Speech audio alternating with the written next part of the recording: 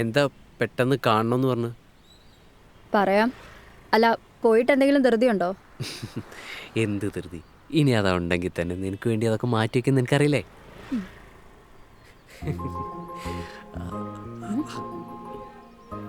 Hug. എന്താ? അല്ല, നമ്മൾ കാണുമ്പോൾ എപ്പോഴും ഹഗ് ചെയ്യാറുണ്ടല്ലോ.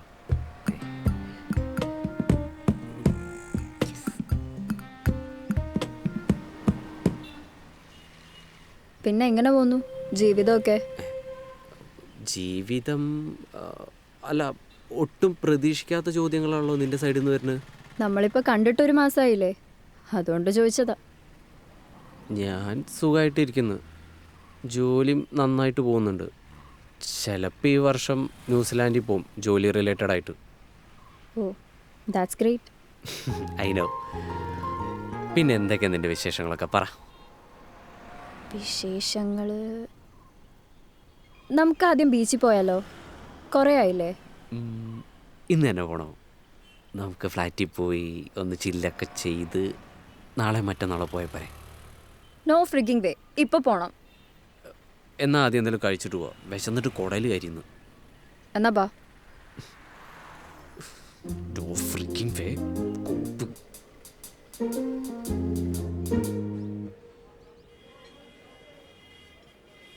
എന്തു പറയുന്നു നിന്റെ വീട്ടുകാരൊക്കെ? സുഖമായിട്ടിരിക്കുന്നു. പഴയ പോലെ കല്യാണ പ്രഷറൊക്കെ ഉണ്ടോ? അവരതൊക്കെ വിട്ടു.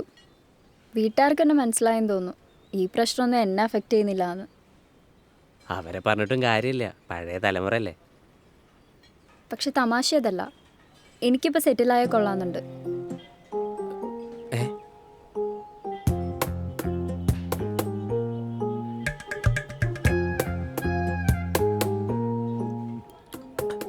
അതെന്താ നിനക്ക് പെട്ടെന്ന് അങ്ങനെ തോന്നാം? അറിയില്ല, ചിലപ്പോൾ ഇപ്പോഴത്തെ പിള്ളേരൊക്കെ പറയുന്ന പോലെ തള്ള വൈബായോണ്ടായിരിക്കും.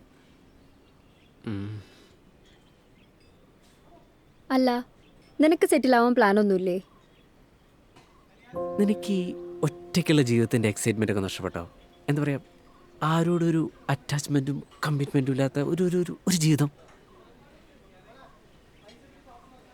എടാ, നിനക്ക് ഈ ലൈഫ് മടുക്കുന്നില്ലേ? ഒരു പെർമനന്റ് കമ്പാനിയൻ ഇല്ലാണ്ട് ഒരു വൃത്തികെട്ട ലൈഫ് മടുപ്പ് തോന്നണില്ലേ? ഒറ്റയ്ക്കുള്ള ജീവിതം ബോറടിയാണെന്ന് നിന്നോട് ആരാ പറഞ്ഞു? അത് തന്നെ ഞാനും ചോദിക്കുന്നത്. ഒരു കമ്പാനിയനുള്ള ലൈഫിന് എന്താ കുഴപ്പം?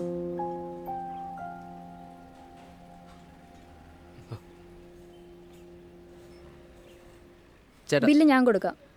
ഞാൻ കൊടുത്തോളാം. അതുകൊണ്ടല്ല, എനിക്ക് ചേഞ്ച് വാങ്ങിക്കണം. എത്രയാ ഏട്ടാ? 380. എന്നാൽ ഞാൻ കാറിലുണ്ടാവും. ഓക്കെ.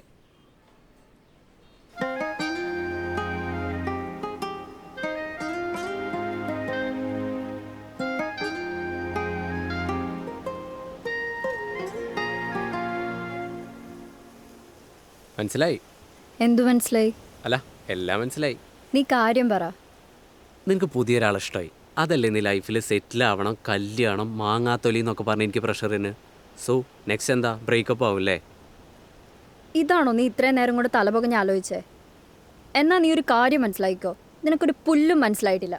മതി മതി, കാര്യം കയ്യോടെ പൊക്കുമ്പോൾ സൗണ്ട് റേസ് ചെയ്ത് ജയിക്കാനാണെങ്കിൽ നീ ജയിച്ചോ, ഞാനൊന്നും പറയുന്നില്ല.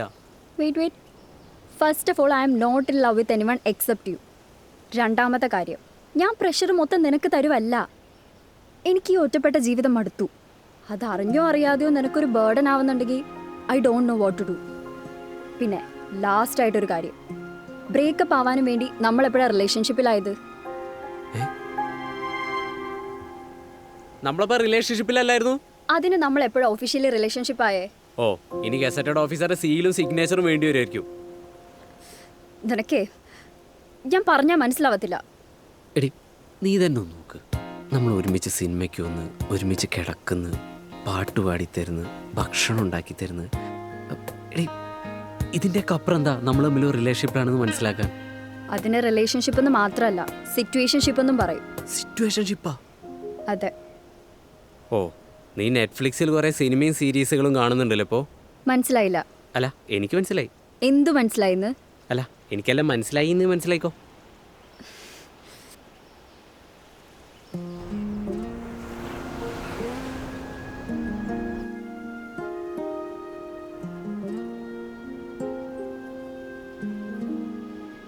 ഒരു ഒരു കാര്യം ചോദിക്കട്ടെ? ചോദിക്ക്. നീ പറ. അല്ല, നീ ആദ്യം പറഞ്ഞു. പറ. എനിക്ക് എന്തായാലും ഒന്ന് രണ്ടിലൊന്നും അറിയണം. നീ ആദ്യം അധിക പ്രസംഗം നിർത്തിയിട്ട് പറഞ്ഞു തൊലക്കി. നിനക്കെന്നെ ശരിക്കും ഇഷ്ടമാണോ? ഇഷ്ടമുള്ളതുകൊണ്ടല്ലേ നിന്നെ കാണാൻ വരുന്നത്. എനിക്ക് കേട്ടോ, I want to have a family. എനിക്ക് കല്യാണം കഴിക്കണം. നിനക്ക് സമ്മതമാണെങ്കിൽ ഈ വർഷം തന്നെ. ഇല്ല, അത് നിനക്കൊരു ബേർഡൻ ആണെങ്കിൽ നമുക്ക് ഈ ബന്ധം ഇവിടെ വെച്ച് തന്നെ സ്റ്റോപ്പ് ചെയ്യാം. സ്റ്റോപ്പ് ചെയ്യാനോ? അതെ ദിവ്യ, നമ്മൾ ഫ്രണ്ട്സ് ആണെന്നുള്ള കാര്യം നിനക്ക്. ശ്രീ, എനിക്ക് നിൻ്റെ കൂടെ ഫ്രണ്ട്ഷിപ്പ് പറ്റില്ല. അല്ലെങ്കിലും സിറ്റുവേഷൻഷിപ്പിലുള്ള ഒരാളുടെ ഫീലിങ്സ് ഓപ്പോസിറ്റ് നിൽക്കുന്ന ആൾക്ക് എത്ര പറഞ്ഞാലും മനസ്സിലാവത്തില്ല. സോ നീ കല്യാണം കഴിക്കാൻ തീരുമാനിച്ചു? അതെ, ഒരു വർഷത്തിനുള്ളിൽ എന്തായാലും വേണം. ഇനിയും ഇങ്ങനെ ലൈഫ് കളയാൻ പറ്റത്തില്ല. ശരി.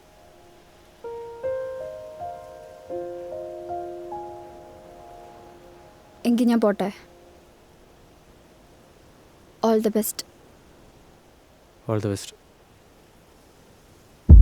തീരം നനവുകൾ പുൽകുന്നു, നീയോ എന്നിൽ മായുന്നു.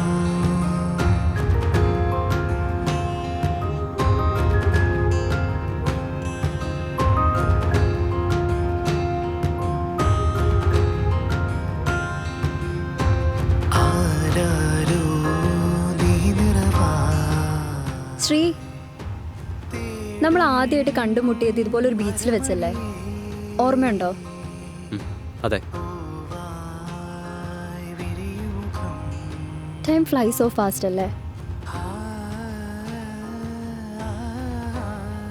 ദിവ്യ,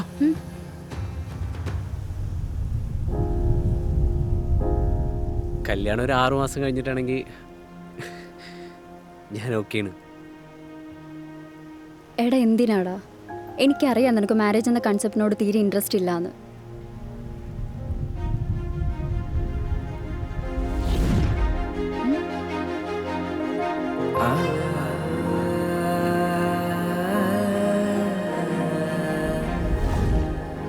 ഇപ്പോഴോ? അല്ല, ഇത് കഴിഞ്ഞ 1 മാസം നിന്നെ കാണാതിരുന്നപ്പോഴാ എനിക്ക് മനസ്സിലായത് നിന്നെ പിരിഞ്ഞിരിക്കാൻ കഴിയില്ലെന്ന്. I love you. I genuinely love you. You are the best thing that has ever happened to me. അല്ല, അപ്പം നീ റെസ്റ്റോറൻറ്റിൽ ഇരുന്നപ്പോൾ പറഞ്ഞതൊക്കെയോ?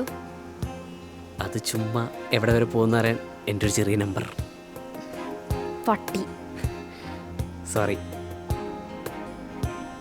I love U. ആ